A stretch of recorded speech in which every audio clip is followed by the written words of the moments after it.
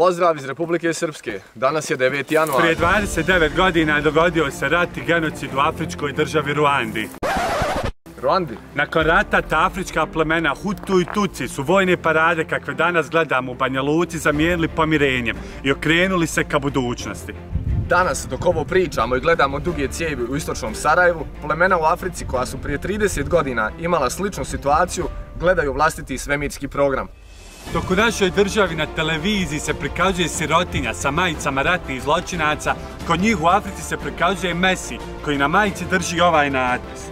Proslava 9. januara u RS-u djelo je nacionalista koji svoj lopovluk žele prikriti stvorenim tenzijama. Ma klasična namjerna provokacija prema komšama kojom vlast želi sakriti činjenicu da na Sokoću, Trebinju, Biliću više nema djece koja bi punila škole, a kamoli mladi koji bi mahali zastavama i punili njihove imaginarne rovove. Tužno je što postoje datumi kao što je ovaj, jer kada svane novi dan... Mi htjeli to priznati ili ne, ostajemo ovdje živjeti zajedno jedni pored drugih opterećeni prošlosti i mržnjom, koja nam uzima godine života i tome jednom mora doći kraj. Kontaš?